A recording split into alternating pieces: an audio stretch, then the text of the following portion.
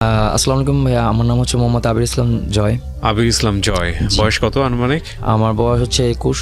21 বছর বয়স। জি। আচ্ছা, থাকেন কোথায়? আমি থাকি হচ্ছে আপনার মহাখালীতে। ঢাকা মহাখালীতে? ঢাকা মহাখালী। ঠিক আছে, শুরু করেন একেবারে যেখান থেকে বলার আছে, একেবারে ছোটবেলা থেকে শুনি। হ্যাঁ, ভাই বড় হয়েছি আপনার ঢাকাতেই।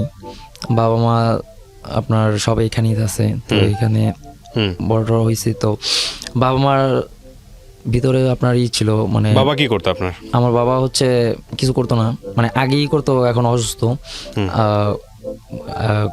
কনস্ট্রাকশনের যে কাজগুলো করে, মানে কন্ট্রাক্টর বলতে গেলে, তো এই কাজ করতো। কিন্তু মাঝখান দিয়ে উনি আর কি করে না, মানে কাজগুলো করে না, চুরির দায়ে আর কি ওনার চাকরিটা চলে যায়। চুরির দায়ে? জি। তখন আপনার বয়স কত? আমার বয়স তখন 10। কয় ভাই বোন আপনারা? আমরা চার ভাই, আমি সবার বড়। আপনি সবার বড়। আপনি বিষয়গুলো বুঝতেন যে বাবার চুরির দায়ে চাকরি চলে গেছে? বুঝতাম, কারণ তখন থেকে আমি সংসারের হাল ধরি। ঘটনাটা কি ঘটেছে একটু বলেন তো আমাকে। এসে হঠাৎ করে কিভাবে জানলেন, কি হলো, স্টোরিটা কি? মানে সব কিছু ভালো চলতেছিল, হঠাৎ করে বাবা বলতেছিল যে আমার আর চাকরি নেই। আচ্ছা, চাকরি নাই। তো তখন খুব ভালোভাবে চলতেছিলাম ভাইয়া, মোটামুটি আলহামদুলিল্লাহ। তো হঠাৎ এসে বলতেছে আমার চাকরি নেই। তো আম্মু জিজ্ঞেস করতেছিল যে কেন, কি হয়েছে? বলতেছে যে এরকম এরকম রড চুরির দেয় আমার চাকরি গেছে। তো রড চুরির দেয় চাকরি গেছে না, আমি তো ভাইয়া অত কিছু বুঝি না তখন মাত্র ক্লাস 5-এ পড়ি। আচ্ছা, 5-এ পড়ি। তো এখন বলতেছে যে আমার আর চাকরি নাই। আমার মানে মালিকের খুব বিশ্বস্ত লোক ছিল। আচ্ছা। তো বলতেছে এরকম। তো ওইখানে আরো একটা লোক ছিল, উনি হচ্ছে আপনার ভাঙারি জিনিসপত্র নিত। ওই চান্সে আপনার আস্তে আস্তে রডগুলো কাইটা নিয়ে চলে যেত। তো ওইটা নিয়ে আর কি, তো আব্বু আর খেয়াল করে না, তো আব্বুর উপর সবকিছু দায়িত্ব ছিল। তো রড নিয়ে গেছে, তো ওইটা নিয়ে আর কি আব্বুর সাথে লাগছে। তো ওই জিনিসটা উনি ভাসায় দিছে। দেখো এটা এখন কি হয়েছে ভাই, ওইটা তো আর আমি পুরোপুরি জানি না, যতটুকু আব্বু বলছে। আব্বু বলতেছে চাকরি নাই। আচ্ছা ঠিক আছে। আম্মু বলতেছে চাকরি নাই, এখন কি করা যায়? হঠাৎ করে মানে আব্বুর ছোটবেলা থেকে নাকে পলিপাসের সমস্যা ছিল, যে নাকে মাংস বাড়ে। তো আমার দাদি আর কি ওটা খেয়াল করে না, মানে অবহেলা করছে। তো এরকম করতে করতে অনেক বড় হয়ে গেছে। তো হঠাৎ করে আব্বুর চাকরি চলে যায়, আব্বু বেকার হয়ে পড়ে। তো আমার আর স্কুলে যাওয়া হয় না। তখন আম্মু তো তেমন লেখাপড়া নাই যে একটা চাকরি বাকরি করবেন। তখন আমাদের ফ্যামিলিটা ভাইয়া খুব মানে এক কথায় রাস্তায় নামে আসে। তো আব্বু, তখন আপনি কোন ক্লাসে পড়েন? তখন আমি মানে কেবল 5 বছর, মানে একটা বছরের মধ্যে ভাইয়া সব আমার এলোমেলো। ওকে। তখন শুধু মানে সবাই বুঝতে শুরু করতেছিলাম যে আসলে কোনটা কি জিনিস, তখন বুঝতে আসতেছিল। তো হঠাৎ করে গেল, এখন আব্বু অসুস্থ হয়ে পড়ে। আব্বুর খুবই মানে ওই পলিপাসের সমস্যা হয়। আর আব্বু একটু মানে উল্টাপাল্টা নেশা টেশা করতো। তো মানে নেশা করতে হচ্ছে আপনার, আব্বু একটা মেয়ের জন্য আর কি ছিল, পাগল ছিল। তো ওই মেয়েটার আর কি দাদা দাদি বিয়ে দেয় নাই। দাদা দাদির টাকা পয়সা একটু বেশি ছিল, তো এই কারণে অবহেলা করছে যে এই মেয়ের সাথে বিয়ে দেবো না। তো ওই পর্যায়ে ওইখান থেকে আব্বু একটু পাগলামি টাইপের শুরু করে, ওই উল্টাপাল্টা নেশা টেশা করে। তো ওইরকম করতে করতে অনেক কষ্টে আম্মুর সাথে বিয়ে দেয়। আব্বুর আর আম্মুর কিন্তু জমে না ভাইয়া, যে স্বামী স্ত্রী ভালো সম্পর্ক ছিল না। এমনও রাত গেছে ভাইয়া, রাত্রে 2টা-3টা বাজে মানে ঘুম থেকে লাফায় উঠছি যে আব্বু আম্মুরে মারতেছে। মানে মারামারি শব্দ শুনে ভাই আমি মানে আমরা ঘুম থেকে লাফায় উঠছি। আচ্ছা। আমি আর আমার ভাই তখন ছোটটা, আমরা তখন 2 ভাই। রাত্রেবেলা এরকম টাইম গেছে, ঘুমাইতে পারতাম না। জিনিসপত্র ভাঙচুর হইতো, এই সেই হইতো, মানে পুরো অবস্থা খারাপ। তো খারাপ লাগতো ভাইয়া, মানে আস্তে আস্তে এমন একটা মানে হয়ে গেছিল যে ভাইয়া ফ্যামিলিটা আমার কাছে নরক মনে হইতেছিল। মা কান্না করতো, মার কান্না দেখে ভাইয়া আমারই মানে খারাপ লাগতো। আমার ছোট ভাই তখন মানে ও আমার 2 বছর ছোট, তো তখন ও কিছু কিছু বুঝতো, একটু বুঝতো। আচ্ছা। তো বাবা এরকম মারধর করতো। বাবা তখন ওই যে চাকরি চলে যায়, অসুস্থ হয়ে পড়ে, তখন আরো মানে রাগী হয়ে যায়, এমনিতেই রাগী, আরো রাগী হয়ে যায়। তো আম্মু হাল ছাড়ে না, আম্মু করে। এমন একটা পর্যায়ে এসে পড়ে ভাইয়া যে এখন আমার আর কি মানে কোনো উপায় নেই। তো আম্মু না পাইয়া মানুষের বাসায় কাজ পর্যন্ত করছে, যে আমাদের মানে তখন আমরা 4 ভাই। ওরকম পর্যায়ে চলার পরে আমরা 4 ভাই হয়েছি। তো মানুষের বাসায় কাজ করে পর্যন্ত খাওয়াইছে ভাইয়া।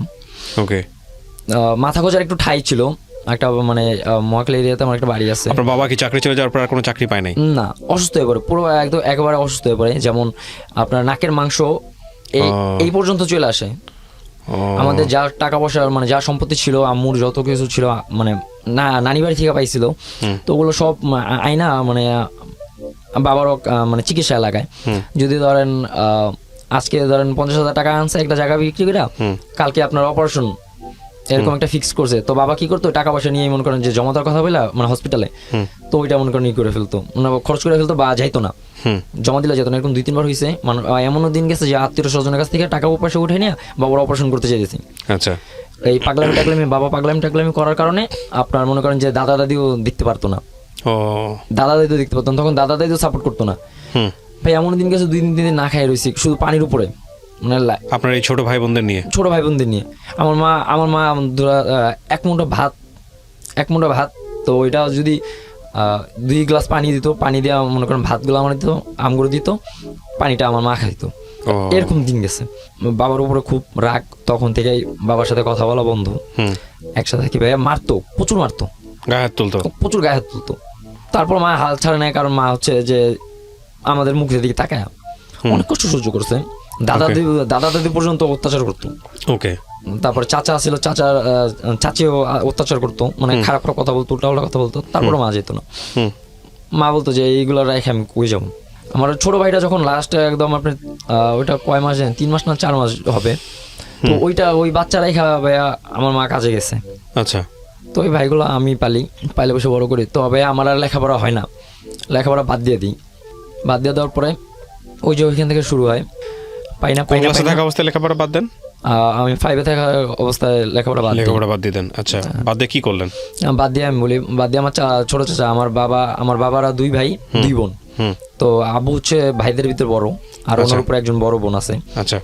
যে ছোট চাচা উনি আবার তিতুমি কলেজে আপনার একটা ছোটখাটো একটা হোটেল আছে, তো ওইখানে যাই চাকরির জন্য। দিন হাজিরা আপনার হচ্ছে আপনার 50 টাকা। আচ্ছা। তখন এটা হচ্ছে 12 হবে ঘটনা। তো 50 টাকা হাজিরা যাই ভাইয়া। তখন আমার ফ্যামিলিতে খুব অভাব। মা কাজ করে আপনার মাসে ক্যান্টিনে, না তিতুমি কলেজের অপোজিট সাইডে ক্যান্টিনে কাজ করা শুরু করলেন, ক্যান্টিন বয় হিসেবে? হ্যাঁ, ক্যান্টিন বয় হিসেবে বলতে কি, চাচার ওইটাই আমি দেখাশোনা করতেছি। ছোট একটা হোটেল, মানে সিঙ্গাড়া বেচে, এরকম ফাস্টফুড আইটেম। চাচার কাছে যাই, 50 টাকা হাজিরায়। তখন ভাইয়া 50 টাকা আমার কাছে অনেক কিছু ছিল, কারণ আমার ওই টাকাতে আমার ফ্যামিলি চলবো। আমার টার্গেট এটা, যে আমি যদি 50 টাকা দিতে পারি আমার একদিনে বাজার চলে যাবে। মা সারাদিন কাজ করে মনে করেন যে সারা মাস কাজ করে 1000 টাকা বা 1500 টাকা পেতাম। তো ওইটা দেওয়া ভাইয়া বাবার ওষুধ চালাবে না, আমাদের খরচ, আমার লেখাপড়ার খরচ চালাবে না, আমার খাবার দাবার একটা হিমশিম খাওয়া যায়। তখন আমি না পারতাম, আমি আম্মুর বলে যাবো আমি চাচার কাছে যাই, চাচা যায় দেখ 3 বেলা খাওয়ার পছন্দ সব চাচার কাছে। ঠিক আছে করলাম, ওইখানে 2 বছর 3 বছর মতন করলাম, 2 বছর মতন করছি। প্রতিদিন মনে করেন করতাম, কিন্তু ওইখানে ভাইয়া কথা হচ্ছে যে শুরু হলো, সন্দেহ শুরু হলো, কারণ ক্যাশ কাউন্টারে আমি থাকতাম। আচ্ছা। ক্যাশে আমি থাকতাম। তো মনে করেন যে একসাথে 60-70 জন কাস্টমার, কলেজের স্টুডেন্ট ভাইয়া, ছুটি হলে তো বুঝিনি কিরকম একটা দোকানে ভিড় করে। তো 70 জন, এমনও দিন গেছে 70-80 জন কাস্টমার আমার একটা ছোট দোকানের চার সাইড দিয়ে ঘিরে রাখছে। তো কেন? খাবারের জন্য। ও আচ্ছা আচ্ছা, খাবারের জন্য ঘিরে রাখছে। আচ্ছা। তো আমি কারে রেখে কারে দেবো, মানে 2 জন, আমি আর আমার চাচা বসতো না তেমন একটা, চাচা আর কি জিনিসপত্র বানাই দিত ফাস্টফুডগুলো। তো আমার একা দোকানটা সামলাই দিত, একজনের থেকে বিল নিতেছে আরেকজনের কাছ থেকে নিতে পারতেছি না, এরকম অবস্থা। তো ওরকম ক্যাশে টানাটানি পড়ে। তো ক্যাশে টানাটানি পড়ার অবস্থায় মনে করেন যে চাচা আরেকটা বিয়ে করে, দ্বিতীয় বিয়ে করে, যে 2 নম্বর বউ যেটা, উনি হচ্ছে ছোট চাচি। তো চাচি মানে একটু অন্যরকম ভাবে কথাবার্তা বলতে শুরু করে, যে টাকা নেই, এরকম করি, ওই করি, সেই করি, মানে নানান কথা বলতে শুরু করে। তো ভাই আমার না খারাপ লাগে, আমি যে জিনিসটা করি না ভাই, ওই জিনিসটা আমার বলে খারাপ লাগে শুরু করে। আম্মুরা এসে বলে যে আম্মু এরকম অবস্থা, ঠিক আছে। তো আম্মু বলে আচ্ছা থাক বাবা, এখন কি করবি, এখন তো নেই, তোর করার মতো কিছু নাই, আপাতত এখানে থাক। ঠিক আছে, থাকলাম, অনেক কথা শুনলাম। চাচা তো বোন আছে 2টা, ওরা অনেক কথা বলতো যে আমি টাকা চুরি করে, এটা করি, ওইটা করি। ঠিক আছে ভাই, হারাম ভাই, আমি ওই 50 টাকা পাইতাম, 50 টাকা নিয়ে আমি আমার কাছে দিতাম। তখন টাকা কি জিনিস ভাই আমি চিনি না। আচ্ছা। যে টাকা দাদু কি করে জানতাম, যে টাকা, ওই টাকাটা পাই আমি দিতাম। তো যখন আস্তে আস্তে বুঝতে শুরু করি, সে সময় যখন ছেড়ে আসবো এর আগে, তখন চাচা বলতেছে যে, চাচা মানে সাপোর্ট করতে শুরু করে যে আমার ফ্যামিলিতে, যে ওর ফ্যামিলিটা এই অবস্থা, আচ্ছা তোরে কাজ কর, সারাদিন বেচার পর 4টার পরে তো কলেজ অফ হয়ে যায়, এরপরে যে জিনিসগুলো থাকবে, মানে ফাস্টফুড আইটেম যেগুলো থাকবে, এগুলো তুই সেল দিবি, তুই রাত 7টা পর্যন্ত থাকা বেচবি, বেচার পর ওটা যা হইব ওটা তুই নিয়ে যাবি। আচ্ছা আচ্ছা। চাচা সাপোর্ট করা শুরু করে, কারণ চাচা তখন পারতেছে না যে চাচির কারণে কিছু করতে, বাইরে কিছু। তো চাচি করে, ও এরকম সন্দেহ করা শুরু করে, এরকম করে। চাচা সাপোর্ট আস্তে আস্তে সাপোর্ট দেয়, কিন্তু চাচির ওইটা মানে কেমন একটা ইয়ে হয়। যাই হোক, ওইটা আমি বুঝতে পারি, না বললেও বুঝতে পারি। তখন আমি বলি যে চাচা এরকম এরকম অবস্থা, আমি এখানে থাকবো না। চাচারা বলতেছি, আচ্ছা এই যে চাচারা বলতেছে, আম্মু বলতেছে দেখ বাবা তুই যদি এখান থেকে চলে আসিস তাহলে কীভাবে কী করবি। তারপরও আম্মুর বলে যে আম্মু দেখা যাবে কি হয়, দেখা যাবে কি হয়। তখন ভাইয়া একটা ওইখানের একটা স্টুডেন্ট, ওর সাথে ভালো মানে সম্পর্ক হয়ে গেছে। তো ওই স্টুডেন্ট আমার একটা ফোন গিফট করে, নোকিয়া E5। কি নম্বর? নামটা মুশফিক নাদের মুস্তাকিন এরকম একটা নাম ছিল, অনেক আগের কাহিনী এটা। তো ওই ছেলেটা ইউজ করা, ওর বাটন ফোন ইউজ করা, একটা বাটন ফোন আমার দেয়। আর একটা সম্পর্ক এসে পড়ছে ভালোই, আসতে প্রতিদিন আমার রেগুলার কাস্টমার ছিল। তো ভাইয়ার বলতাম যে ভাই এরকম এরকম মোবাইল টোবাইল চালাতে, ফেসবুক টেসবুক চালাইতো। তো দেখতাম যে ভাই আমিও তো চালাইতে চাই, মানে ফাইজলাম টাইজলাম করতাম। তো ভাইয়া বলছে আচ্ছা নে। তখন তো ভাই সিমের রেজিস্ট্রেশন করা লাগতো না, একটা সিম দিছে, একটা রবি সিম, হ্যাঁ রবি সিমই দিছে। তো রবি না, যাই হোক একটা সিম দিছে আর একটা ফোন দিছে, ওই নোকিয়া E5। তো দিছে, দেওয়ার পর ওইটারে আর কি করি, ওইটা চালাই। তো চাচা তো বোন ওরা সবাই বলতেছে কি যে আমি দোকান থেকে টাকা সরাই আমি ওই মোবাইল কিনছি। ওকে ভাই আরও খারাপ লাগলো, গেল। তারপরে থেকে এই করি যে আচ্ছা আমি যেহেতু করি না, তারপর আমার নাম আসতেছে। তারপর আমি কী করলাম ভাই, করলাম মানে ফাজলামি শুরু করলাম যে যেহেতু আমি করি না জিনিসটা, তারপর আমার নাম আসতেছে যে আমি করতেছি। তখন ওই যে 100 টাকা 150 টাকা 200 টাকা এরকম করে নিয়ে করতাম দোকান থেকে, নিয়ে জিজ্ঞেস করলে হ্যাঁ নিছি, যেহেতু এতদিন নেই এখন নিছি, এখন নিতেছি। পারলে কিছু করেন, হয়তো ভালো লাগে আপনার রাখেন, না ভালো লাগে আমার বিদায় করেন। কার দোকান ছিল জানি? এটা আমার চাচার দোকান, ছোট চাচার দোকান। আপন চাচিরা এরকম বলতাম, চাচার এরকম বলতাম যে আমি নেই, আপনি এখন যদি আমার মন চায় আপনারা রাখেন, না মন চাইলে নাই করেন। এরকম করার পর যায়, তারপরে চাচার এখান থেকে চলে আসার পর চাচা ভর্তি করে দিয়েছিল নাইট স্কুলে। চাচা 6-এ ভর্তি করে দিয়েছিল নাইট স্কুলে। তো ভাইয়া ওই হোটেল তো বুঝেন, হোটেল আপনার সকাল থেকে শুরু করলে রাত্রের 3টা-4টা বাজে পর্যন্ত কাজ করতে হয়, তারপর ঘুমাইলে আবার 7টা বাজে উঠতে হয়, 6টা-7টা বাজে উঠতে হয়। তো তখন আর পড়ার পাই না, টাইম পাই না। কোন ক্লাসে তখন আপনি? তখন 6-এ ভর্তি করে দেন, 6-এ। হ্যাঁ, পড়ার পাই না। যাই হোক, তারপরে কি করলাম যে পড়তে পারতেছি না। তারপর ভাইয়া মানে আগ্রহ ছিল, পড়ার আগ্রহ ছিল, মানে ওই টুকটাক একটু পড়তাম বই বাই করে। তা পড়তাম, গেছে ওই কাহিনী, তো ওটা গেছে। তো ওনাদের কাজ সব আস্তে আস্তে সব কাজ, দোকানের সব দায়িত্ব আমার উপরে আসতে থাকে। তখন আমার আর প্রেশার বাড়ে। তখন আমি আর পড়াতেছিলাম যে পড়তে, এর একদিকে আমার ফ্যামিলির প্রেশার, একদিকে হচ্ছে আপনার দোকানের প্রেশার, একদিকে হচ্ছে আমার পড়ালেখার প্রেশার। কোনো একটা কিছু আমাকে ছাড়তে হবে ভাই। তো ওইটা চিন্তা করলাম, ছাড়লাম আমি পড়ালেখা, যা আমার দ্বারা আর হবে না। যদি আমি ফ্যামিলি চিন্তা করি তাহলে আমার পড়ালেখা হবে না, যদি পড়ালেখার চিন্তা করি তাহলে আমার চাকরি হবে না, দুইটার একটা হবে না। তো ছাড়া দেওয়ার পরে করি 17 সাল পর্যন্ত ওইখানে আসি। 17 সাল পর্যন্ত ওইখানে থাকার পরে ওইখান থেকে বেরিয়েছি। তখন নতুন পুলিশ প্লাজা হয়, এই যে হাতিরঝিলে পুলিশ প্লাজা। ওকে, হাতিরঝিলে পুলিশ প্লাজা হয়। এর আগে ছাড়ছি, কিন্তু এর আগে বেকার ছিলাম। তো একটা ফ্রেন্ডের মাধ্যমে ওইখানে একটা চাকরি পাই, যেটা হচ্ছে আপনার ক্লিনার পোস্টে। ওটা হচ্ছে জাজ মাল্টিমিডিয়ার চেয়ারম্যানের আব্দুল আজিজ স্যারের হচ্ছে দোকান, তখন নতুন উদ্বোধন করছে। তো স্যারের দোকানের একটা পিচ্চি লাগবে। তখন ভাই ছোটো, মানে হাইট লম্বা অতটা হয়নি। তো পিচ্চির কাজে ঢুকার পর ওইখানে চাকরি করে 17 সাল থেকে শুরু করি। তখন নতুন উদ্বোধন হয়েছে। তো ওইখানে 1 মাস 15 দিন চাকরি করছি, তখন ঈদের আগে। তো বেতন পাই। বেতন পাওয়ার পর বেতন ছিল আপনার 3300 টাকার মতো, আর প্রতিদিন 20 টাকা করে কনভেন্স দিত। বেতন পাওয়ার পর একটা মোবাইল কিনি। আম্মুরি বলি, আম্মু তখনও আবার ক্লাস অফ ক্ল্যানে যে একটা গেমস ছিল, তো ওইটার প্রতি মানে একটা নেশা চলে আসছিলো যে সবাই গেমস খেলে আমি খেলবো, একটা মোবাইল কিনি। এই কারণে মোবাইল কেনার পর ওইটা দিয়ে মনে করেন যে এর আগে থেকে যে নোকিয়া E5 ছিল, ওই যে ভাইয়ের কাছ থেকে নিয়েছিলাম, ওই ফোনটা ইউজ করতাম। তো ওই ভাই আবার স্প্যামিং করতো, মানে ফেসবুকে হ্যাকিং ট্যাকিং নিয়ে এইসব মানে করতো। তো ভাইয়ার দেখা দেখি ভাইয়ারে জিজ্ঞেস করতাম, ভাই এটা কী, ওইটা কী। ভাইয়া বলে দিত যে এটা এইভাবে, ওইটা মাথার ভিতরে রাখতাম, নলেজে রাখতাম যে ভাই কীভাবে কী করে। তো ওইখান থেকেই করা। মোবাইল কিনে নতুন, তখন ফেসবুক আইডি খুলে ভদ্র শয়তান নামে একটা আইডি খুলি। কি নাম? ভদ্র শয়তান। হ্যাঁ, ফাইজলামো করে, মানে কত সালের গল্প এটা? ওইটা যখন মোবাইল নিয়ে ভাইয়ের কাছে। সেটা কত সাল? 12-13 মতন। ওকে, ভদ্র শয়তান। হ্যাঁ, একটা আইডি খুলি। তো আইডিটা চালাইতে থাকি। ভাইয়া বলে দেয় যে কীভাবে ফেসবুক চালায়, কীভাবে কার সাথে কথা বলে, ভাই এরকম কিছু মেসেজ টাইপিং করা তার কাছ থেকে শিখি। ইংলিশে মেসেজ টাইপিং করা তার কাছ থেকে শিখি। তো আইডিটা চালাতে পরে হঠাৎ আইডি মানে মোবাইলটা নষ্ট হয়ে যায়, বন্ধ হয়ে যায়, আর ওইটা চালু হয় না। তো তখন এই পুলিশ প্লাজা চাকরি করি, ওইখান থেকে বেতন প্রথম স্যালারি পাই। তো মার হাতে দেই, মায়ের বলি যে মা আমি একটা ফোন কিনবো, সবাই গেম খেলে, আমি তো গেম খেলতে পারি না, আমার গেম খেলতে ইচ্ছা হয় অনেক। ঠিক আছে, তো বাবা মার কাছ থেকে এতটুকু বড় হয়েছে যে বাবা মার কাছ থেকে বড় কিছু চাইনি।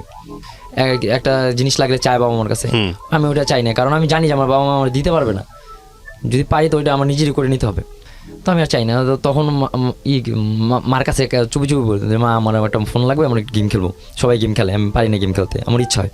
পরে মা 1500 টাকা দিয়ে একটা এই মানে তখন ওই যে ম্যাক্সিমাস একটা সেট মানে সেকেন্ড হ্যান্ড কেনার পর ওইটাতে গেম টেম খেলি। তখন ওই আইডিটা আবার লগইন দেয় ভাইয়া, ওই আইডিটা ফেসবুক আইডিটা লগইন দেই, ভদ্রের সাথে যে আইডিটা ওইটা লগইন দেওয়ার পর ভাইয়া এখন না ওই যে আমি তো মনে করেন যে আগে মানুষের সাথে বড় বড় মানুষের সাথে চলতাম, কিন্তু ফ্রেন্ড সার্কেল তো তেমন একটা ছিল না, বাবা মিশতে দিত না ফ্রেন্ডের সাথে, বাবা মিশতে দিত না, মানে একটা বন্ধু বাবা পছন্দ করতো না। তো বড় ভাইয়াদের সাথে মিশতাম বা বড় আঙ্কেলদের সাথে মিশতাম, মানে মানুষের বড় বড় মানুষের সাথে মিশতে পারতাম, কিন্তু বন্ধু বান্ধবের সাথে মিশতে পারতাম না। তো ওইখানে যাই বন্ধু বান্ধবের সাথে মিশি, তখন অনেক মানে হয়, বন্ধু বান্ধব হয়।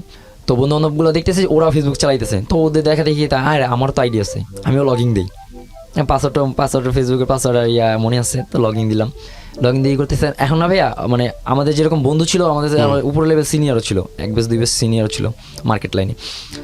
তো ওরা দেখতাম কি মেয়েদের সাথে কথা বলতো ভাইয়া, মেয়েদের আইডিতে কথা বলতো, মেয়েদের সাথে ঘুরতো, মানে এরকম অনেক কিছু করতো।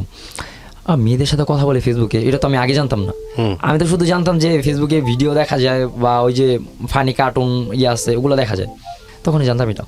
মেয়েদের সাথে আবার কীভাবে কথা বলা যায়, প্রত্যেক ফ্রেন্ডের কাছে জিজ্ঞেস করলাম যে কী এগুলো কী কেমনি কী, পরে কইতেছে দেখাই দিল যে মেয়ের আইডি এটা, ছেলের আইডি এটা, মানে কীভাবে কী করতে হয়, কেমনি রিকোয়েস্ট পাঠাইতে হয়, কীভাবে কথা বলতে হয়, ওগুলো আবার ওরা দেখাই দিতেছে এরকম করবি। তো এরকম করতে করতে না ভাই এখন মানুষের প্রোফাইলে ঢোকা শুরু করি। তো এখন ওরা দেখাই দিতেছে যে এটা এইভাবে করবি, এটা এইভাবে করবি। তো ওদের মতন দেখতাম যে ওরা 7-8টা মেয়ের সাথে কথা বলতো একটা আইডি দিয়ে, মানে আমারও একটু ইচ্ছা জাগে যে আমি তো কখনো বলি নাই এটা কী জিনিস আসলে, বলি একটু। আমিও না মানুষের প্রোফাইলে ঢুকা শুরু করি, প্রোফাইলে ঢুকে না মেয়েদেরকে রিকোয়েস্ট করি, কারণ মেয়েদের আইডি তো চিনে দিয়েছে যে মেয়েদের আইডি কীরকম হয় বা কীরকম। তো মেয়েদের আইডিতে ঢুকা শুরু করি, মেয়েদের আইডিতে ঢুকতে মনে করেন যে রিকোয়েস্ট পাঠাই, যার সামনে পাই তারই রিকোয়েস্ট পাঠাইতেছি। এরকম করে একটা ছেলের আইডিতে ঢুকি, নাম হচ্ছে এমডি সাগর চৌধুরী, মানে আমার নাম দিয়ে আমি সার্চ করছি, মানে দেখি সাগর নামে কেউ আছে কিনা।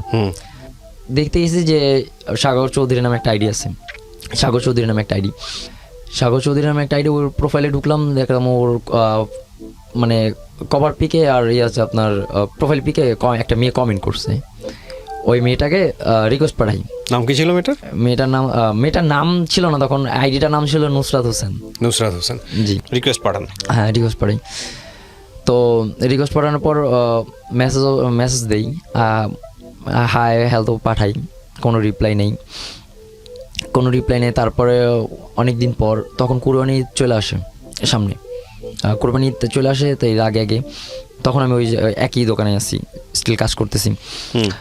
তো ওই মেয়েটা 10-15 দিন পরেই মনে করেন যে আপনি আপনার আমার মেসেজে রিপ্লাই দেয়, হাই হ্যালো দিছি, ও এখন আমার রিপ্লাই দিতেছে। তখন ও ক্লাস 6-এ পড়ে, তখন ওরে নতুন ফোন দেয়, তো ফোন পায় ও নতুন আইডি খুলে, ক্লাস 6-এর মাঝামাঝি অবস্থায় পিসি প্লাস আপনার ফোন কিনে দেয়, 5-এ ভালো রেজাল্ট করে। তার মানে ও তখন ক্লাস 6-এ, আর আপনি তখন? আমি পড়ি না, আমি জব করি। বয়স কত তখন আপনার? আমার বয়স তখন সালে যখন না 11 সালে তো এখানে ঢুকছি, 12, 13, 14, 15, 16, 17 চলে আর কি। জুলাইয়ের 5 তারিখে হলে আপনার তখন হইতো, তখন 17 চলে। আচ্ছা, ওকে। তারপর 2000 সালের জন্ম, তো 2000 সালের জুলাই মাসের 5 তারিখে, তো তখন 17 চলে, ওর 12 বা 13 চলে এরকম। তো ও নতুন 6 উঠেছে, তো তখন ও ফোন দেয়, ওর ফ্যামিলি থেকে করে। তো ভাইয়া হ্যালো হাই বা এরকম করতে করতে ভালো একটা কথা, মানে কথার মধ্যে আইসা পড়ছি, যে কথা বলতেছি। আজকে রিপ্লাই, ও আমার মেসেজ দিলাম, ওরা আমার রিপ্লাই দিতে হয়, ঠিক আছে, বা আমি মেসেজ দিলে ওরা আমার রিপ্লাই দিতে হয়, এরকম একটা সম্পর্ক চলে আসছে। তো এরকম করতেছি, ভালোই চলতেছে, প্রায় 1.5 মাসের মতন, মানে কন্টিনিউ কথা চলে। এখন একজন আরেকজনের ছাড়া মানে থাকতে পারতেছি না, এরকম একটা অবস্থা যে ওর সাথে কথা বলতেছি, আমি ওর সাথে কথা বলতেছি। আসলে কথা বলতে হবে, বা একদিন কথা না হলে চলবে না, এরকম একটা অবস্থা। আয়শা বলতো যে হ্যাঁ অনলাইনে আসছি তোমার জন্য, তোমার সাথে কথা বলতে ভালো লাগে, তোমার সাথে কথা বলতে আসছি। আয়শা এরকম কথা বলতো মেসেজে। তো এরকম যায় আমার ফ্রেন্ড সার্কেলগুলো যারা আছে, ফ্রেন্ড সার্কেলগুলো এই করতেছে, মানে এই দিকগুলো নোট করতেছে। তখন তো আমি এইসবের ভিতরে নতুন, ওরা তো এগুলোর দিকে পুরানো, যে মেয়েদের সাথে কথা বলা বা কীভাবে কি মেয়েদের ধরন আচরণ ওরা তো ভালোভাবে বুঝে। তো ওরা বলতেছে যে দোস্ত এটা তো প্রেম, এটা তো তোরা প্রেম করতেছিস। আমি প্রেম মানে তখন আমি বুঝি না যে আসলে এটা কি প্রেম নাকি। বলতেছে এটা তো আসলে রিলেশন। ভাই রিলেশন কি? প্রেম চলতেছে তোদের মধ্যে। আমি না ধর, হয়তো আমি একটা মেয়ে, যে তোরা যেরকম কথা বলিস আমিও তো এরকম কথা বলি, আমরা তো প্রেম করি, আমরা তো রিলেশন করি। আমরা বলতেছি এরকম রিলেশন, একটা ছেলে একটা মেয়ের সাথে কথা বলে মানে রিলেশন হয়ে যায় বা এরকম কিছু। তখন আমরা বলতাম আমি তো নর্মালি কথা বলতেছি ফ্রেন্ড হিসাবে, সবাই মেয়ের সাথে কথা বলে। তখন ভাই আমার বাসায় শান্তি নেই, আমার একজন মানে ওর সাথে কথা বলে আমার একটু শান্তি লাগতো। বাসায় তখন আমার শান্তি মানে মোটামুটি নাই, বাসায় উল্টাপাল্টা কথা বলতো, বাবার তো ওরকম চলতোই। তো একটা মানে বন্ধু বান্ধবের সাথে মিশতাম, মাঝখান থেকে ওরাও আমার সাথে কথা বলা বন্ধ করে দেয়। মানে ওরা হচ্ছে কেন বন্ধ করে দেয়? মানে ওরা হচ্ছে মেয়েদের নিয়ে টাইম দিতে পারেন না কারণে। টাইম দিতে পারি না, কারণ ওরা এক জায়গায় ঘুরতে যেতেছে, ওইখানে যাইতে হইতেছে, ওরা একটা জায়গায় যাইতেছে, ওইখানে ওরা খাইতে যাবে বা বুঝতে পেরেছি। আপনি বেশিরভাগ সময়টা মেয়েটাকে দিতেন? বেশিরভাগ সময়টা মেয়েটাকে দিতাম, আর আমার কাজ মেয়ে, আমার বাসা, 3টা জিনিস। তো ওরা আস্তে আস্তে ওরা যে যার মতন সাইড হয়ে যাওয়ার পর আমি এখন একা হয়ে যাই। তখন আমার মানে খুব খারাপ অবস্থা, বাবা মার ডিভোর্স হয়ে যাবে এরকম একটা অবস্থা, খুব খারাপ অবস্থা হয়ে যায়, ডিপ্রেশনে চলে যায়। তো বাবা মার ডিভোর্সের মতন অবস্থা, কেউ কাউরি করবে না, এখন ছেলে মেয়ে আলাদা হয়ে যেতেছে। এখন বাবা বলতেছে যে আমি ওরে রাখবো, আমি আমার বড় ছেলে রাখবো আর ছোট ছেলের একটা রাখবো, তুই বাকি 2টা নিয়ে যা। মা রাগ করে দেশে চলে যায়। আচ্ছা। তখন ভাই খুবই একা লাগে, মানে আগে তো মা ছিল, মার সাথে ফ্রেন্ডলি সম্পর্ক, মানে আমি যদি কিছু করতাম মার সাথে আমি কথা শেয়ার করতাম। বাবাও তো তখনও কি বাবার সাথে কি সম্পর্ক আছে তখন? না, বাবার সাথে কোনো সম্পর্ক নেই। বাবা কি তখন নিখোঁজ? না, আছে, মানে একই ফ্যামিলিতে থাকি কিন্তু না থাকার মতো। হ্যাঁ, না থাকার মতন, কথাবার্তা বলি না। বাবার মতন, আমি আমার মতন। বাবা মার এরকম অবস্থা, বাবার মতন আছে, মার মতন গ্রামে চলে যায়। তো আমি এখন এখানে একা পড়ে যাই, আমার মাথায় ঋণের বোঝা চলে আসে। যেমন সমিতির ঋণ চলে আসে। সমিতির ঋণ প্রায় 10,000 টাকা। এই ঋণটা করে আপনি কি করেন? আমি ঋণ করি না, আমার মা ফ্যামিলি করছে। হ্যাঁ, আমার মা করছিল। তো ওইটা বড় ছেলে হিসাবে তখন তো আপনাদের দুজনের মধ্যে সম্পর্ক খুব ভালো, চুটিয়ে চলতেছে প্রেম, রাইট? না, প্রেম তখনও না, তখন দুজনকে মিস করেন? হ্যাঁ, মিস করে কথাবার্তা হয়। আচ্ছা, তারপর? তো আমি এখন চিন্তা করলাম যে আমার এক বড় ভাই ছিল, নাম হচ্ছে আপনার রাজু। তো ওর যা শেয়ার করলাম যে ভাইয়া দেখো আমার ফ্যামিলিতে এরকম চলতেছে না, আমার না ভাইয়া কিছু ভালো লাগে না, আমি কী করবো ভাই বলো, আমার একটা উপায় দাও, বা আমার মানে সব কিছু মানে এলোমেলো লাগতেছে, পাগল টাইপের মানে হয়ে গেছে আমি। পরে বলতেছে এক কাজ কর। ভাইয়া জানতো যে ওই মেয়েটার সাথে আমি কথা বলি, রাজু ভাই জানতো। তো মেয়েটার সাথে কথা বলি, তো বলতেছে যে আচ্ছা তুই এক কাজ কর, ওই মেয়েটার সাথে কথা বলে ওর কাছে সব শেয়ার কর। তখন আস্তে আস্তে বুঝলাম যে মানে কষ্টের কথা শেয়ার করলে যে একটু কমে, তখন ওর কাছে কথা শেয়ার করে বুঝতেছি, মানে করতেছি। তো ভাইয়ার কথা মতো করতেছিলাম। ওর সাথে কথা বলার আগে ভাই আরো অনেকগুলো মেয়ের সাথে কথা বলতাম, ওই যে ওদের দেখা দেখি। কিন্তু সবার সাথে কথা বলি আর নাই বলি ভাই, ওর সাথে আমার কথা বলতেই হইতো, না বলে আমার দিন চলতো না, আমার ভালো লাগতো না, ওর সাথে আমার কথা বলতে দিত। তো ইভান আমি একটা মেয়ে ছিল, হচ্ছে ওর অ্যাড্রেসটা আমি হাইড করলাম, কারণ ওর অ্যাড্রেসটা বলতে চাইলাম। তো ওর বাবার একমাত্র মেয়ে, ওর বাবার বাসের বডি পার্টস আছে বিজনেস, ওটার বডি পার্টসে বিজনেস করে, মোটরস বলে আর কি, ওটার বিজনেস আছে। তো ওই মেয়েটার সাথে আমার আপনার মার্কেটে থেকে পরিচয়। ওই মেয়েটার সাথে এক পর্যায়ে ভালো রিলেশনে যায়, প্রেম না এমনিতে আর কি, রিলেশনে যায় ফ্রেন্ডলি। তো ওই মেয়েটা আমার প্রপোজ করে, আমি রিজেক্ট করে দিই, কারণ ভাই আমরা হচ্ছে গরিব আর ওরা হচ্ছে ভাই কত উপরের। তো ওইটা নিয়ে আমি চিন্তা করি যে না, এইগুলোর প্রেম প্রীতি করা ভালো না। আম্মু বলে দিছে যে এইসব ভিতরে ঢুকবি না, এসব খুব খারাপ জিনিস, ঢুকবি না। তো আম্মু যেহেতু খারাপ বলছে, ওইটা খারাপ, ওইটার ভিতরে ঢুকা যাবে না। তো আমি সুন্দর মতন বলে দিই যে আমি এসব ভিতরে যাবো না, আমার আম্মু না করছে, আমি আমার মতন কাজ করি। আমার আম্মু বলছে কাজ করবি, কাজ ফ্যামিলি এই 2টা, ওকে, আর কিছু না। মেয়েটার সাথে কি অবস্থা তখনও মেয়েটার সাথে ভালোই, সবার সাথেই ভালো, মানে ভালো খাতির। আমার মনে করেন যে আমার রিয়েল লাইফে যদি একটা বন্ধু থাকে, আমার অনলাইনে আমার 15-20টা বন্ধু আছে, ছেলে মেয়ে মিলে এরকম। তো নুসরাতের সাথে ভালোই আপনার চলতেছে, কথাবার্তা চলতেছে, এদিকে ইভার সাথে কথাবার্তা চলে। এখন ওই রাজু ভাইয়া বললো কি যে তোর যে এই সমস্যাগুলা এগুলো তুই তো আমার কাছে শেয়ার করতেছ, আমি কই যে ভাই তোমার কাছে শেয়ার করতেছি একটু ভালো লাগতেছে আমার। তুই এক কাজ কর, তুই সবচেয়ে যার সাথে বেশি ক্লোজ, যার সাথে বেশি ক্লোজ বলতে তোর যার সাথে সবসময় কথা বলিস তুই তার সাথেই কর, কথাগুলো শেয়ার কর। তো আমার তখন ওই 2টা মেয়ে ছিল, ও আর ইভা, নুসরাত আর ইভা ছিল। তো ওই ইভার সাথে তেমন একটা পাত্তা মানে মানে কথাবার্তা হইতো না, কিন্তু ওর সাথে বেশি হইতো। ইভা যদি একদিন লাইন আসতো 7 দিন লাইন আসতো না, ফোনে খুব কমই কথা হইতো। তখনও ভাইয়া ওই যে নুসরাতের আমি কিন্তু চেহারা বা মানে ছবি যেটাকে বলে ছবি দেখি নাই, ফেক আইডি, আদৌ এটা ফেক আইডি না কি ওটা আমি জানি না, তখন আমি শিওর না যে এটা একটা মেয়ে ফেক আইডি। ওকে, ওর সাথে আমি কথা বলা শুরু করে শেয়ার করি আস্তে আস্তে। না দেখতেছি যে না ভাইয়া মানে সারাদিন যত ঝামেলার ভিতর থাকি ওর সাথে শেয়ার করলে না ভাই আমার মানে ক্লান্তিটা থাকে না, মানে আমার ওই খারাপ লাগাটা থাকে না। ওর সাথে আস্তে আস্তে শেয়ার করতে করতে না ভাইয়া কেমন জানি ওর উপরে মানে পুরা মানে অ্যাডিক্টেড হয়ে যায়, ওর উপর পুরো অ্যাডিক্টেড হয়ে যায়। তো 1.5 মাসের তখন এটা 1.5 মাসের মধ্যে এইসব কাহিনী চলে। ঈদের 1.5 মাস আগে, কোরবানি ঈদের 1.5 মাস আগে তখন ওই আমার ফ্রেন্ড সার্কেলে বলতেছে যে প্রপোজ করে দে, প্রেম করে এটার লাগে, কারণ ও তোর সারা কিছু বুঝে না, তুই ওর সারা কিছু বুঝোস না। তো আমার ফ্রেন্ড রাবি বলতেছে যে প্রপোজ কর। আমি কই না দেখ এরা ফ্রেন্ড আছে যেমন আছে এমনি ভালো আছে, এগুলোর ভিতরে জড়াতে মানা করছে আম্মু, এগুলো তো জড়ানো ঠিক না। পরে কইতেছে আচ্ছা ঠিক আছে, ওই কিছু বলে না। ওই যে ক্ল্যাশ অফ ক্ল্যান গেম খেলে, তো রাব্বির তখন মোবাইল নেই, তো আমার মোবাইলে নিছে, কয় বন্ধু দে একটু গেম খেলি। ও ঢুইকে আবার কি করছে, ওই মেয়ের নুসরাতের প্রপোজ করছে, মানে আমার আইডি থেকে ঢুকে ও নুসরাতের প্রপোজ করছে। নুসরাত সরাসরি মানা করে দেয়, বলে কি যে আমি রিলেশন করবো না, আর এইসব ব্যাপারে আমি জড়াইতেও চাই না, ফ্রেন্ড আছো ফ্রেন্ডের মতন থাকো, ঠিক আছে। পরে না মানা করে দেয়, পরে আর কিছু বলি না। আমি তো এখন ভাইয়া আমার কান্না অবস্থা, আমি পুরো কান্না করে দিয়েছি যে রাব্বিটা তুই কী করলি। কারণ আমার ভাইয়া মানে মানুষ একটু শেয়ার করার মতো মানুষ বা কাছের মানুষ বলতে ওই মেয়ে ওই আইডিটাই ছিল। তখন জানতাম না এটা মেয়ে না ছেলে। ঘরের মধ্যে এত মানুষ, তারপর শেয়ার করার মানুষ নাই না, এটাই হয় আমাদের লাইফ আসলে। হ্যাঁ, যে মনের কথা বলার মতন একটা মানুষ নেই ছিল। মা দেশে, মা বাবার ঝগড়া চলে, পারতেছি না কিছু করতে। তো ওই মেয়েটার সাথে আমি এখন ভাইয়া ভয়ে আর মেসেজ দিই না। ও যে মেসেজ দিয়েছে মেসেজটা সিন করে রেখে দিয়েছে, ভয়ে আর মেসেজে রিপ্লাই দিই না, কারণ যে ও হয়তো মানে আমি এখন কান্না করতেছি, রাব্বি তুই কী করলি, এই আইডি তো এখন আমার সাথে আর কোনো কথা বলবো না, মানে খুব কান্না করতেছি, পুরো রাস্তার মধ্যে দাঁড়ায় কান্না করতেছি। কান্নাকাটি দেখলাম। পরে ও মানে অনেক সাহস নিয়ে ওরা বলছি যে দেখো এটা আমি করি নাই, আমার ফ্রেন্ড বলছে।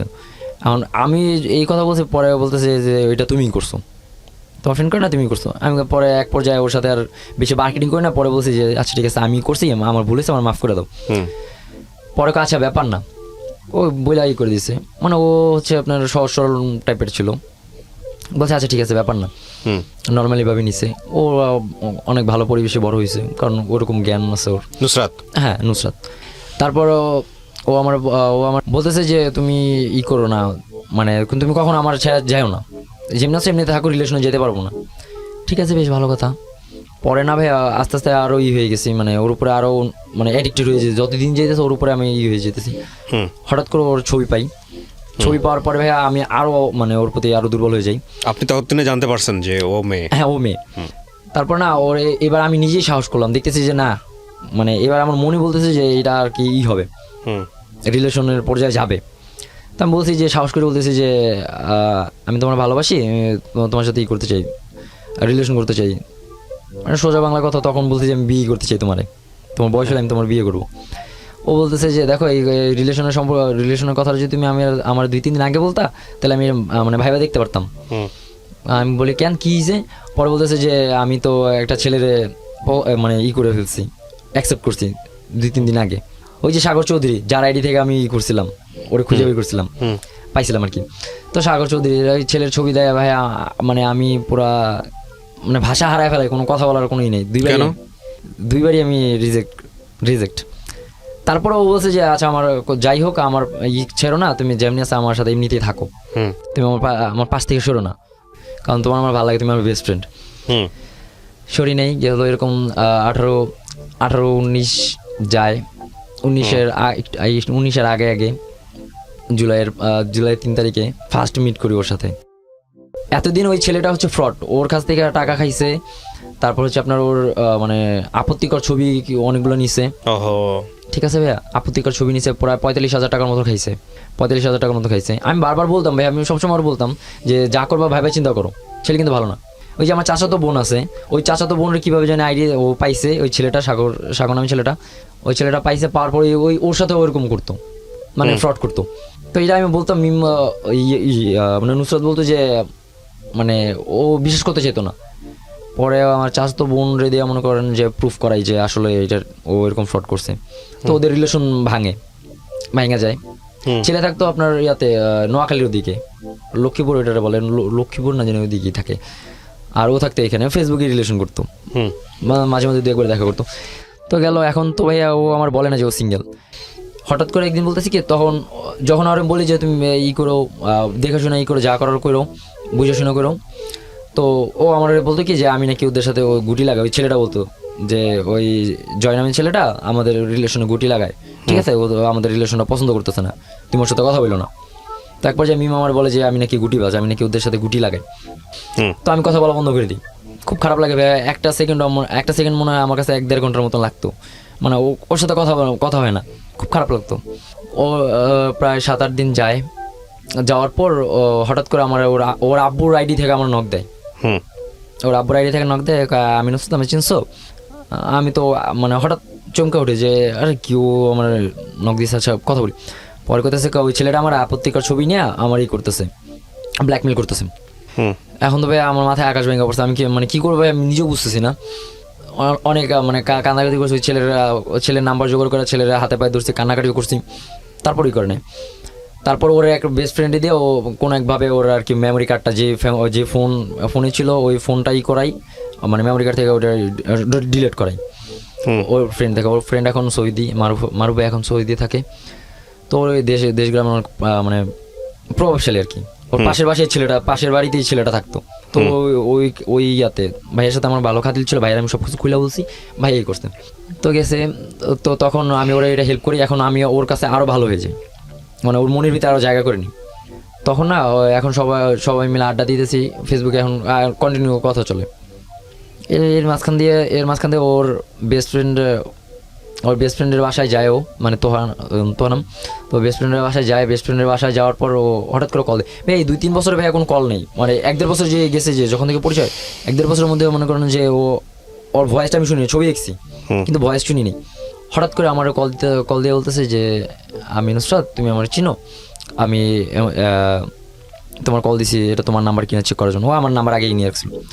তো তখন ভাই ভয়েস শুনে ভাই আমার আরও দুর্বল হয়ে পড়ি ওর উপরে গেছে। তো কোনো রকমভাবে ওর ওইখান থেকে সেভ করার পর ভাই ও এরকম ছিল, ওর প্রতি দুর্বল হওয়ার অনেকগুলো কারণ ছিল, যে ও সহজে কারোর সাথে, কোনো ছেলের সাথে কথা বলতো না। আর রাত দিন 24 ঘন্টা এই যে এখনও গার্ডে থাকে ও, মানে ফ্যামিলি প্রচুর গার্ড দেয় ওরে।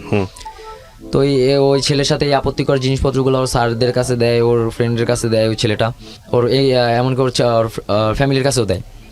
তো ফ্যামিলির কাছে দেওয়ার পর ওর ফোন ভাঙা ফেলায়, পিসি মানে চালাইতে দেয় না।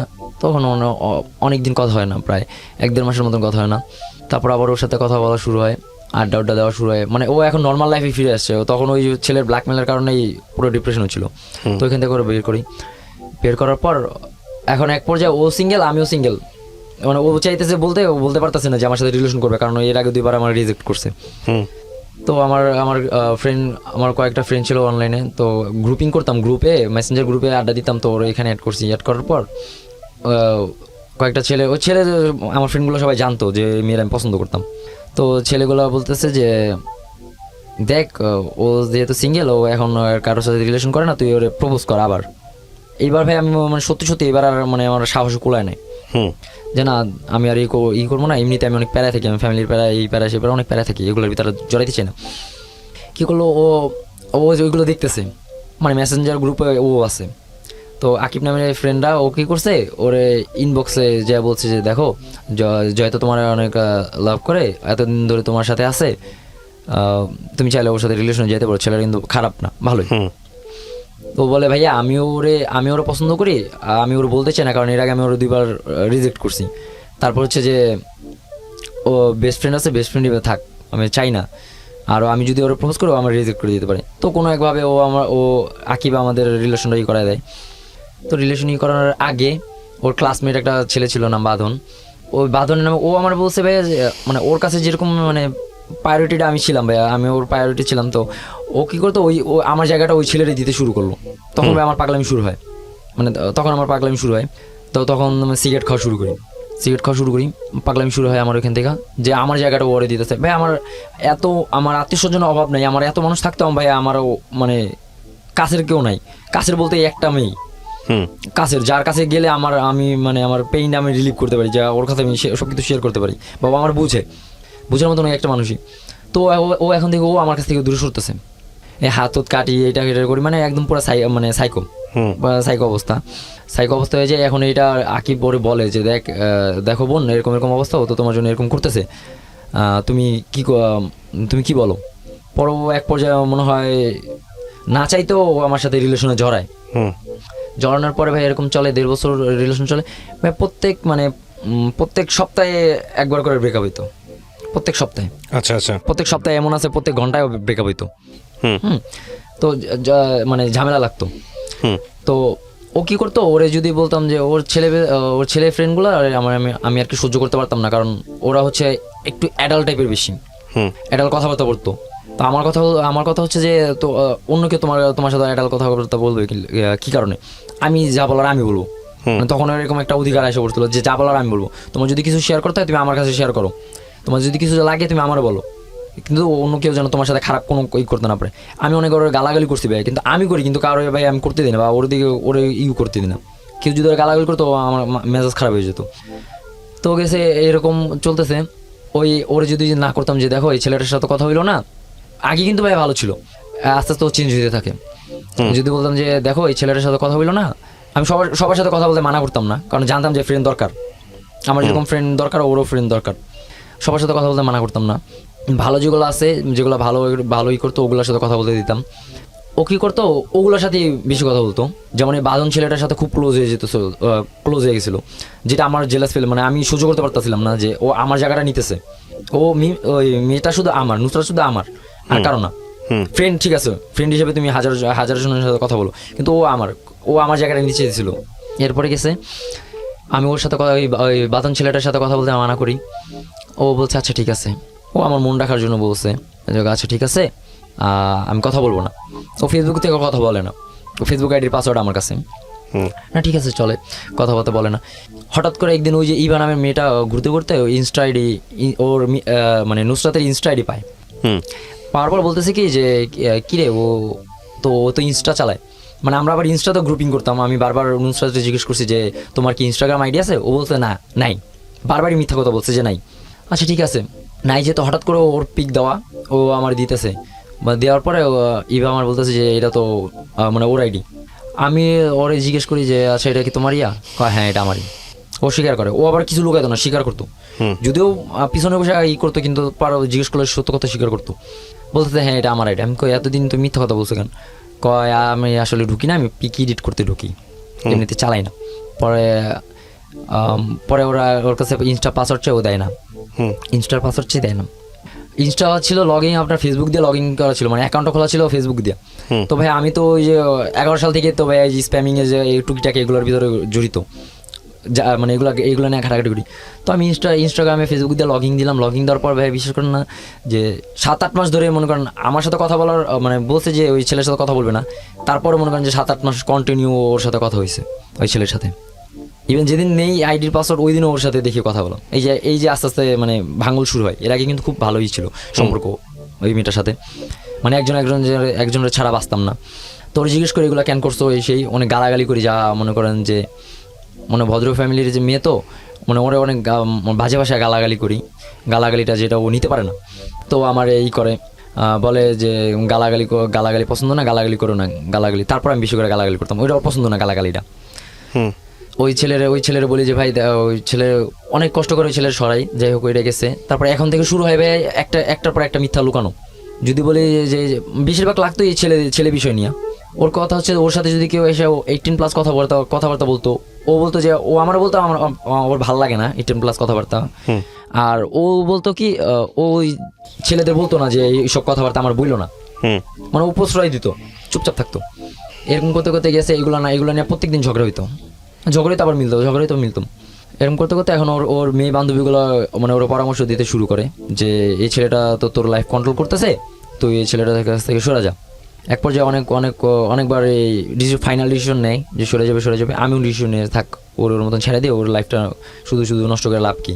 কারণ আমি জানি যে এই মেয়ের পাবো না কখনো, কারণ এই মেয়ের ফ্যামিলি অনেক ভালো, আর আম্মুর কথা ছাড়া তো আমি এক পাও নড়ি না, কারণ আম্মু যা বলবে তাই।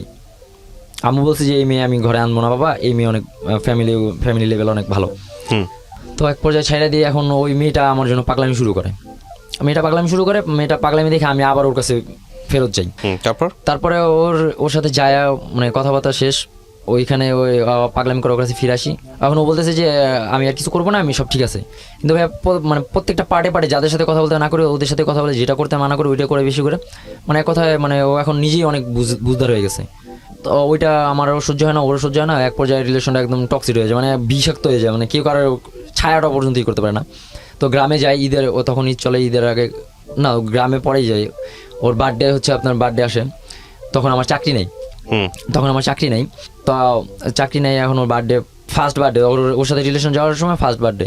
তো ওরা অনেকদিন আগে থেকে বলে রাখছি যে দেখো বার্থডের দিন তুমি আমার পারলে আধা ঘন্টা সময় দেবো, ও অনেক গাড়ি থাকে আমি জানি, আচ্ছা ঠিক আছে।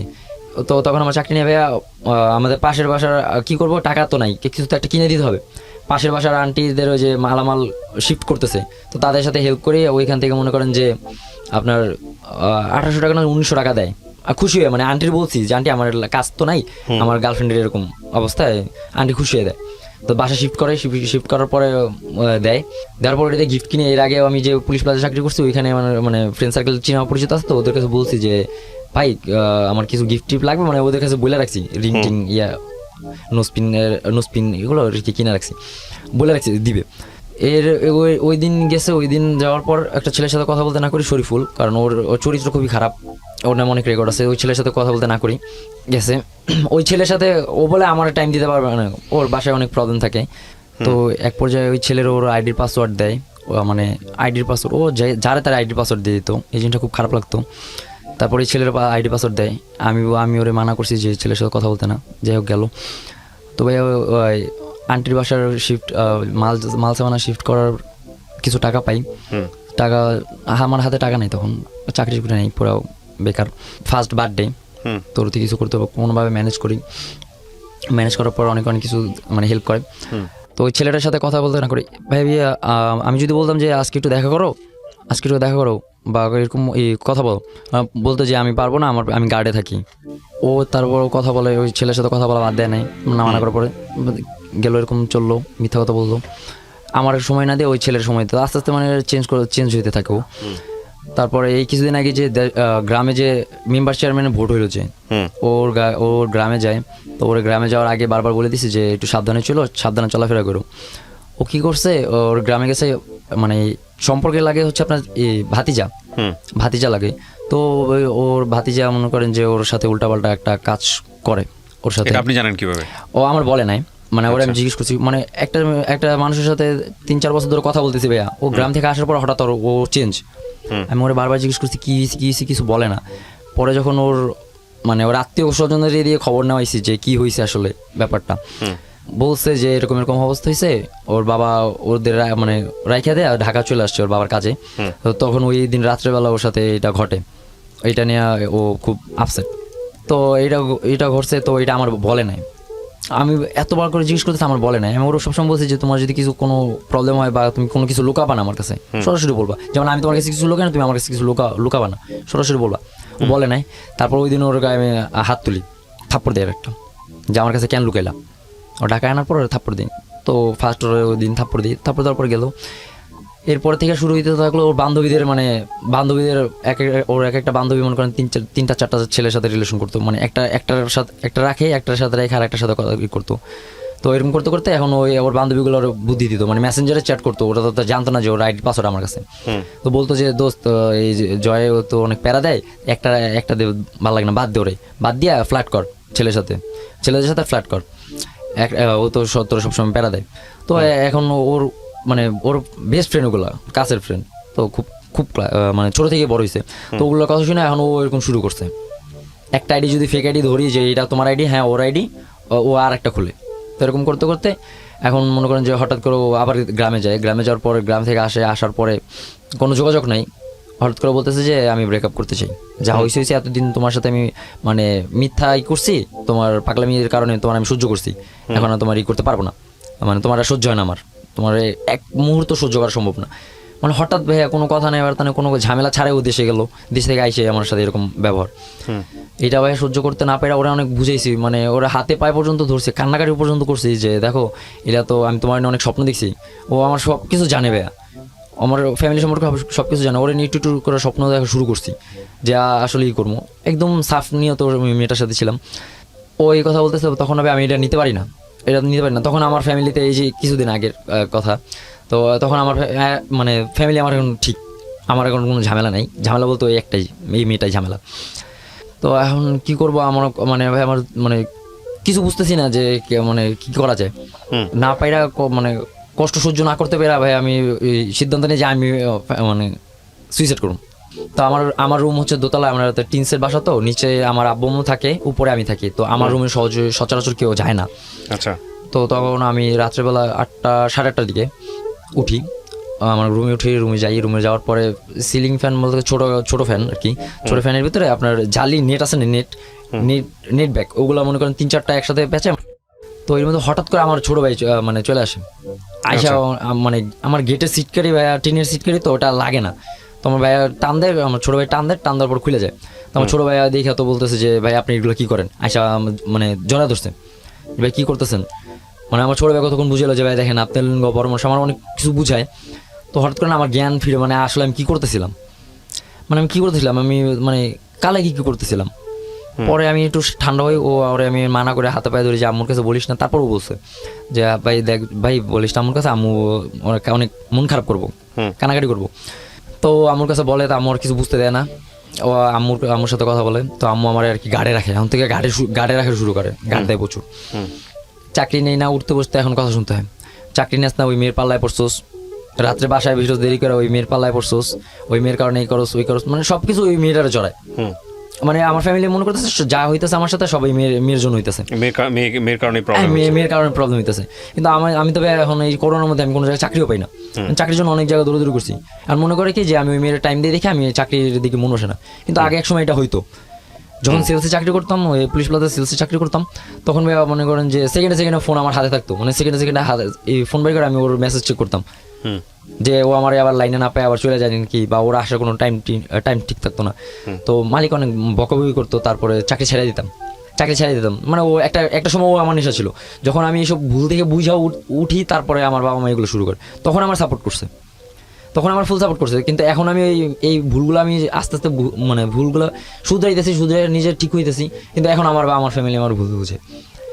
আমি এখন চাকরি নিই না, হ্যাঁ চাকরি নিবি কেমনি, মেয়ের নিয়ে ঘুরোস, মেয়ে পাল্লায় পড়ছোস, এই মেয়ে লেগা টাইম দেওয়া, এই মেয়ের টাইম দেওয়া, এই কারণে তুই করতে পারছ না, চাকরি বাকরি তোর মন বসে না, রাতের বাসায় দেরি করা যায়, ওইটাও এক কাহিনী, একই কথা বলে, একটু কোনো জায়গায় কিছু হইলেই ওই মেয়ে টানে। গেল অনেকবার বুঝাইলাম, অনেক ফ্রেন্ডলি দিয়ে বুঝাইলাম, তারপর বুঝে না। এখন আস্তে আস্তে দেখতেছি কি যে ছেলেদের প্রতি অ্যাডিক্টেড হয়ে যেতেছে, মানে এখন ও আমার আগে তো আমি থাকলে ওরা এনাফ, আমি থাকলে ওরা আর কিছু লাগতো না, এখন দেখি 7-8টা ছেলের সাথে মনে করেন যে কন্টিনিউ কথা বলে, মানে এমনভাবে কথা বলে গার্লফ্রেন্ড বয়ফ্রেন্ড। তো এটা হচ্ছে কিছুদিন আগের কথা, এইগুলো ধরতে পারি, তো ওইটা আর সহ্য করতে পারি না, যেটা কি মানে দেখতেছি কি ও আমার সাথে ব্রেকআপ করে দিয়েছে, কিন্তু আমি ওর সাথে পারতেছি না। পরে ওর কিছু আপত্তিকর ছবি আমার কাছেও ছিল, মানে আমি নিছিলাম আর কি, খারাপ উদ্দেশ্য নয়, মানে নিছিলাম যেন ওরা আটকাইতে পারি, যেন যা গেলে যেন ওরা আমি আটকাইতে পারি, আমার খারাপ কোনো উদ্দেশ্য ছিল না। তো ওই মূল কথা হচ্ছে যে আমি ওর সাথে কথা বলতে হবে, আমার ওর রিলেশন নাই, এখনো কিন্তু নাই ভাইয়া, আমার ওর সাথে কথা না বলে আমার এখনো চলে না। এই আমি আজকে আসার সময় আমি ওর সাথে কথা বলে এসেছি, কারণ আমার কথা হলো যে ওর সাথে আমার কথা বলতে হবে, রিলেশন থাকুক আর না থাকুক, ওর ছাড়া ওর সাথে কথা বলা ছাড়া আমি থাকতে পারি না।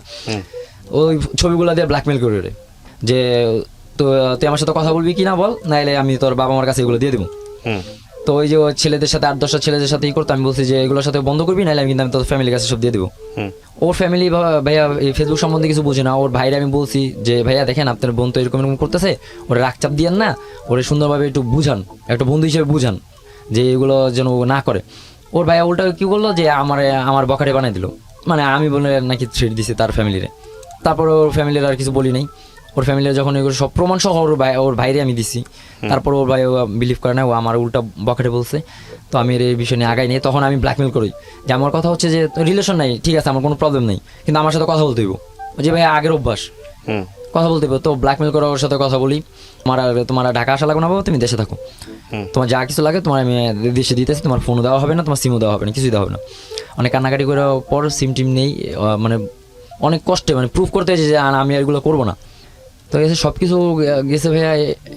আমার একটা মানে খারাপ লাগা জিনিস হচ্ছে যে ভাইয়া মানে ওর জন্য ভাইয়া কোনো কিছু তো কমতি রাখি নেই।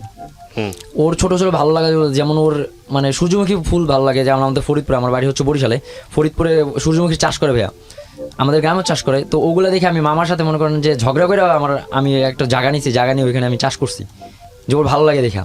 ওর ছোটো ছোটো মুরগির বাচ্চা ভালো লাগে দেখে আমি মুরগির মানে ফার্ম বানাইছি মামারে দিয়া, মামার সাথে অনেক ঝামেলা করে। তো এরকম যে ওর কোনো ছোটোখাটো চাহিদা বা বড়ো চাহিদা ভাই আমি কোনো কিছু মানে আমার সাধ্য মতো আমি কোনো দিন করি নেই, ফালাই নেই, সব কিছু করছি। কিন্তু তারপর ভাইয়া খারাপ লাগলো আমার কিছুদিন আগে যে আমাদের 7 তালা আগুন লাগছে, তখন ও রাত্রে ওর সাথে কথা বলে আমি করছি, এখন তো জুন চলে, জুনের 7 তারিখেই আগুন লাগছে এটা। তো লাগার পর রাত্রে ওর সাথে কথা বলে ঘুমিয়েছি, রাত 3টার দিকে আগুন লাগছে, আমার রুম টিভি সব পুড়ে যায়, আমার বাসা ওইখানে, আমার রুম সব পুড়ে যায়। ও বলে কি যে তুই আগুনের ভিতরে পুড়ে মরলি না কেন, আমার এই কথা বলতেছে, কথা বলতেছে যে তুই মরলি না কেন, মানে এমন একটা কিছু করি নেবে। তারপর বলতেছে তুই মরলি না কেন, তুই মরলে আমি বেঁচে যেতাম, তুই একটা পেইন। তো খারাপ লাগে বলতে এক পর্যায়ে এটা রিভেঞ্জের মতন মানে হয়ে যায়, যে রিলেশন নাই তো তুই শান্তিতে থাকতে আমি শান্তিতে থাকতে পারবো না, মানে এখন এই পর্যায়ে চলতেছে। যে আমি যা করছি, যেমন ওর সাথে আমার ঝগড়া হলে আমি বাবা মার সাথে আমি খারাপ ব্যবহার করতাম, ঘরে ভাঙচুর করতাম, সেম টু সেম বাবার মতন, বাবা যেগুলো করতো। একসময় বাবারই ঘৃণা করতাম, যে বাবা নেশা টেশা করতো, বাবা এই উল্টাপাল্টা কাজ করতো, বাবার ঘৃণা করতাম। কিন্তু পরে যে ভাইয়া আমি এইগুলো করতেছি, মানে যখন এগুলো আমি বুঝতে শুরু করি, মানে বুঝার তখন থেকে এগুলো বাদ দিই, কিন্তু তখন থেকে আমার ফ্যামিলি আমার উল্টাপাল্টা কথা বলা শুরু করে, মানে আমার এখন তখন সাপোর্টটা দেয় না, মানে বিশ্বাস করতে পারতেছে না যে আদৌ তুমি ভালো বা এরকম কিছু বা ভালো হইছো, মানে টোটালি কোনো সাপোর্ট দেয় না, উল্টারা আমার দোষারোপ করে। সিগারেট খাইতাম না, সিগারেট খাই, মানে সিগারেট যখন খাইতাম না তখন বলতো যে তুমি সিগারেট খাও, এই সেই তোমার তো এই লোক বলছো ওই লোক বলছো তুমি সিগারেট খাও এখানে, তখন আর জিদ করে খাইতাম যে আমি খাই না, তারপর আমার কেন বললা, আমি খাই, এখন খাইতেছি, এখন কিছু করো। তারপরে এই মেয়ের কারণে ভাই একটা সময় মানে নেশার ভিতরেও জড়ায় যাই, যে বাবার সাথে যে কোনো কথা বলি না, কিন্তু এটার ভিতরে আমি জড়াই। আচ্ছা, যে ইয়াবা যেটা বলে, আপনি ইয়াবা নেওয়া শুরু করেন? হ্যাঁ, ইয়াবা, কারণ ওর সাথে ঝগড়া হলে আমি পুরো পাগল হয়ে যেতাম, তখন আমি ঠান্ডার জন্য কিছু খুঁজতাম। তখন এই পুলিশ প্লাজা একটা ইয়া ছিল, তো ওরা আর কি বলে যে এটা দেখ, এটা টেস্ট কর। 3 মাসের মতন টেস্ট করছি, 3 মাসের মতো কন্টিনিউ করছি।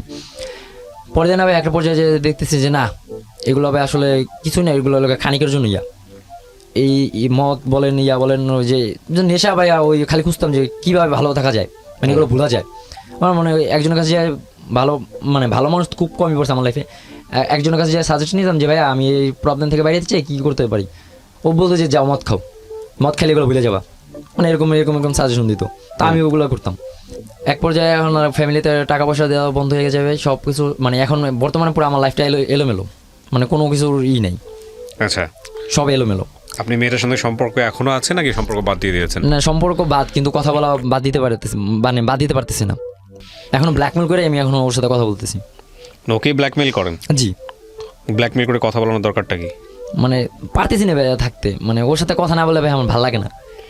আপনি গল্পটা কেন বললেন, শুধু আমি প্রশ্নটা যদি আপনাকে করি? হ্যাঁ, গল্পটা বলার কারণ হচ্ছে যে মানে আমার ফ্রেন্ড সার্কেলের মধ্যে এরকম কয়েকজন হয়েছে এরকম, যে তারপরে হচ্ছে আপনার আমি তো ওই যে অনলাইনে স্প্যামিং করে হ্যারাসমেন্ট কেসগুলো যেগুলো আছে, ফেসবুক আইডি ফেক আইডি খুলে যে আপনার করে হ্যারাস করে বা এরকম কিছু, তো ওগুলো নিয়ে কাজ করতাম ভাইয়া। ওইখানে দেখতাম যে হ্যারাসমেন্ট হইতো বা এরকম কেস বাইরে হইতো, যে আমার কাছে আসতো যে ভাইয়া আমার গার্লফ্রেন্ড এরকম করছে, এরকম করে আরেকটা ছেলের সাথে গেছে বা এরকম কিছু, ওই ছেলেটাও আমার মতন শুরু করে দিত। তো আমি সবার উদ্দেশ্যে বলতে চাই যে আমার বয়সী যারা আছে তারা অনেকেই এরকম কাজগুলো করে, তারা যেন এগুলো না করে, কারণ ভাইয়া শেষ মুহূর্তে কেউই কাছে থাকে না, কিন্তু ফ্যামিলিরা কাছে থাকে। এই রিয়েলাইজেশন যেহেতু আপনার আছে, সুতরাং আমার আর কিছুই বলার নাই, এটা হচ্ছে মূল কথা। এই রিয়েলাইজেশনটা খুব জরুরি। আপনি শুধু একটা জিনিস মাথায় রাখেন যে আপনার বাবা, আপনার বাবার এখন কি অবস্থা? বাবা অসুস্থ, কিন্তু এখন ভালো হয়ে গেছে। ঠিক আছে, পরিবারের বড় সন্তান আপনি, হ্যাঁ, এবং এই বড় সন্তানরা সাধারণত এইসব কেসে যখন নষ্ট হয়ে যায় তখন এটা পরিবারের জন্য অনেক ভয়ঙ্কর রকমের, এবং আমি নষ্ট হওয়ার কথা বলবো না, সবচেয়ে বড় কথা হচ্ছে যে পরিবারের যে ক্ষতিটা হয়, নিজের যে ক্ষতিটা হয়, সেটা থেকে বের হয়ে আসা যায় না। হ্যাঁ, তো সেই জায়গাটা থেকে আমি অবশ্যই আপনাকে বলবো যে আপনি যেহেতু রিয়েলাইজ করেছেন, বের হয়ে আসার চেষ্টা করেন। লেখাপড়াটা যদি সম্ভব হয় আবার পড়াশোনা শুরু করার চেষ্টা করেন। না ভাই চিন্তা, বলেন। না আমার আছে, ইচ্ছা আছে ভাই, যে আবার পড়ালেখা শুরু করব। হ্যাঁ, এবং এখানে একটা জিনিস মাথায় রাখেন যে এই যে ফিলিংসের মধ্যে এখন আছেন মেয়েটার প্রতি, এটা একসময় জীবনে থাকবে না। আপনি তো মাত্র 21-22 বছর বয়স, জি। এটা থাকবে না এক সময়, কিন্তু এটা যদি আপনার লাইফে এখন পার্মানেন্ট কোনো ক্ষতি করে দেয়, সেটা সারা জীবন থাকবে। এটাই হচ্ছে শুধু বলার মতো। হ্যাঁ, তো সেই জায়গাটা একটু সতর্ক থাকেন। যত ইমোশনই আসুক না কেন, যত কিছুই আসুক না কেন, নিজের জীবনে যদি একটা জায়গায় দাঁড়াইতে পারেন, তাহলে এই ইমোশনের ভ্যালু থাকবে। আর যদি দাঁড়াইতে না পারেন, দেখবেন ওই মেয়ে অনেক সুন্দর একটা পরিবারে চলে গেছে, অনেক সুন্দর জায়গায় চলে গেছে, বিয়ে শাদী করছে, কিন্তু আপনার কোনো ভ্যালু নাই। ঠিক আছে, আমি প্রিয় দর্শক এবং শ্রোতা আপনাদেরকে ধন্যবাদ জানাই যারা তখন আমাদেরকে শুনলেন, এবং একই সাথে ওকেও ধন্যবাদ জানাই যে 20-21 বছরে ওর রিয়েলাইজেশন হয়েছে, যখন চুপ করেছিল ওর চোখ থেকে পানি পড়ছে। এটা আমাদের জীবনে আসবেই, এটা খুবই ইউনিভার্সাল। চলে আসে প্রেম ভালোবাসা, চলে আসে, কিন্তু প্রেম ভালোবাসা যদি ক্ষতি করে মানুষের জীবনে, যদি ক্ষতিকর জায়গাতে নিয়ে যায়, এই পাওয়া না পাওয়ার বেদনার জায়গাটা থেকে, এর চাইতে কষ্টের কিছু হতে পারে না। এবং বিশেষ করে অল্প বয়সটা এখানে মারাত্মক রকমভাবে ভিকটিম হয়। সবাই আমরা যেন সতর্ক থাকি, কারণ জীবন অমূল্য। যেই উপাদান বা যা কিছু